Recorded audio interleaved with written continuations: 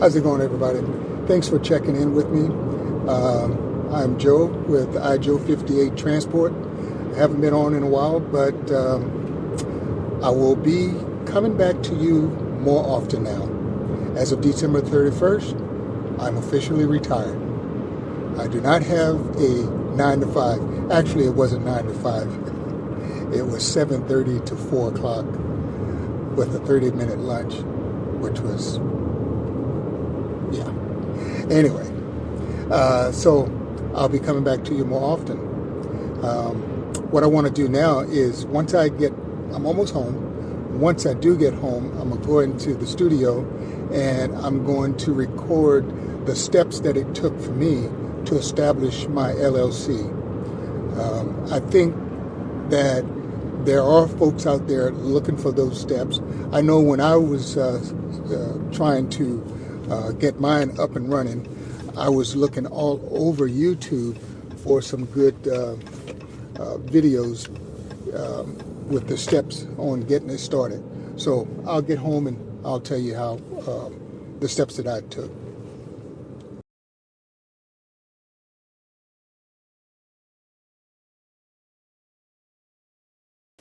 So this is the sequence that I use in order to start my Hotshot trucking company.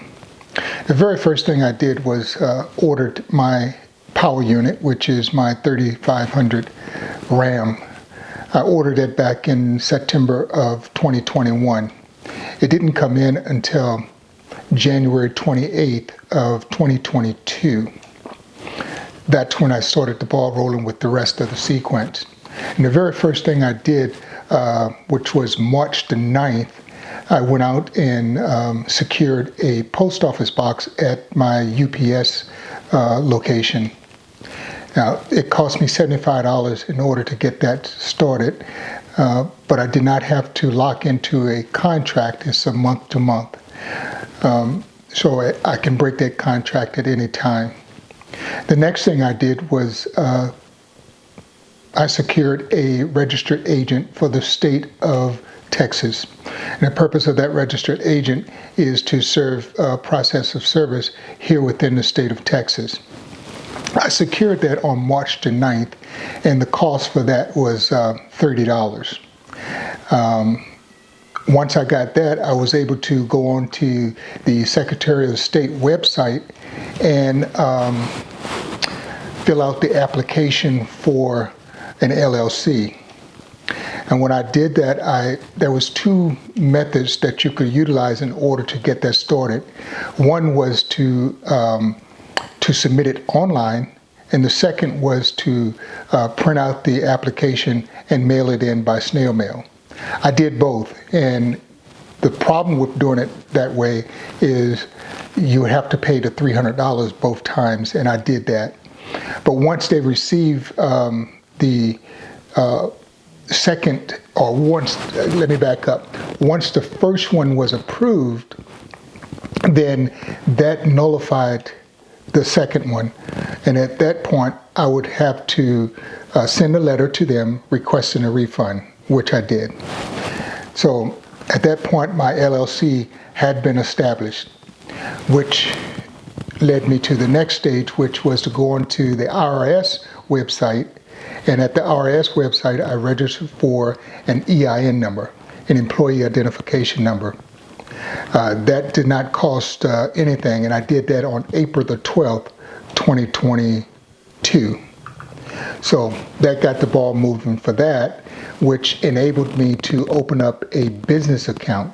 So I went to our local bank and I opened up a business account, and they required me to have an EIN number as opposed to a Social Security number because I was opening up a business account. So April the 12th of 2022, I opened that up and got it going. On that the next day, I signed a promissory note to myself, and I loaned myself $11,000 in order to fund my business. And then, now you don't have to do this step, but I did it anyway. I went on to Duns and Bradstreet website, and I got a DUNS number And I did that on April the 19th, 2022. There was no cost for that. So the next thing I did was I filed Form BOC3, and I did that on the FMCSA's website. And now that didn't cost anything either, but let me back up. That did cost. There was a charge for that. I'll have to get back with you on the exact cost for that service. But that was April the 19th, 2022. I completed the documentation for the BOC3. The next thing was the MCS 150. Filling that out will get your US DOT and the MC number, your motor carrier identification number. So with that, I was able to proceed to the next step. I did that on April the 19th, also 2022. So that started the clock ticking for that purpose.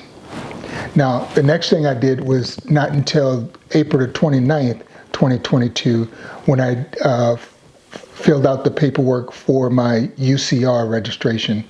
That cost $57 the very first time I filled it out.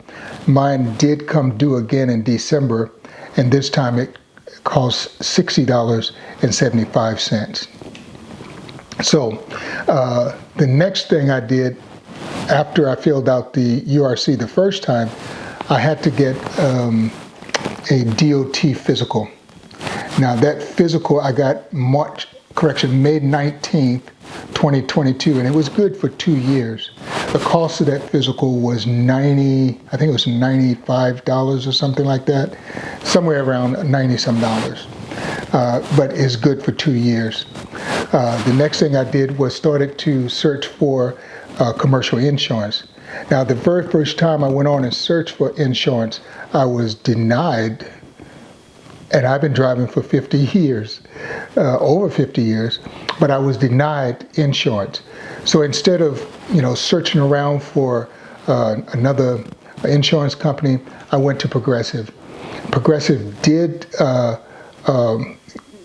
give me insurance, but at a cost.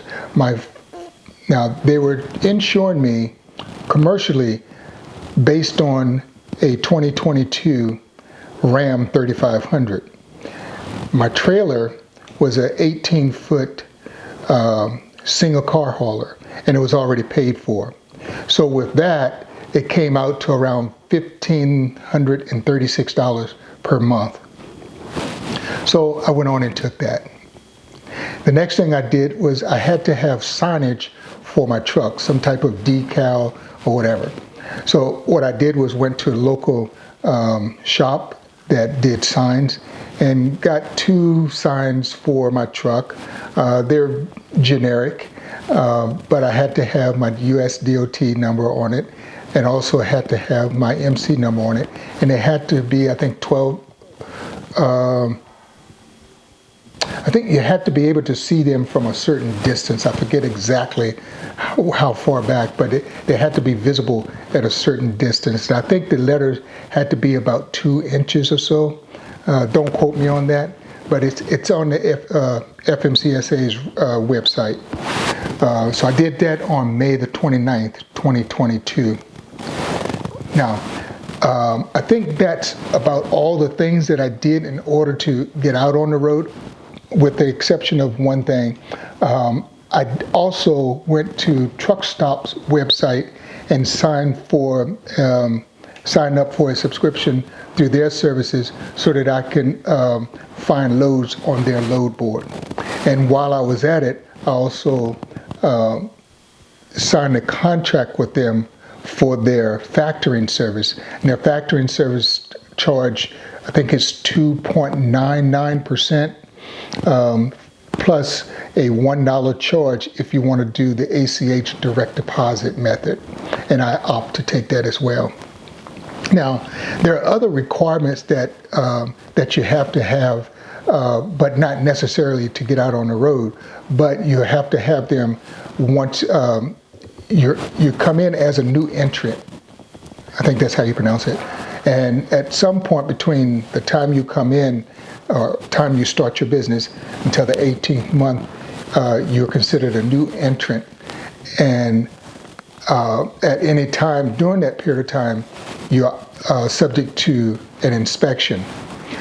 So in that, you have to have, say, a driver's list, a copy of your driver's license, your motor vehicle record, your inspections, maintenance records, and things of that nature.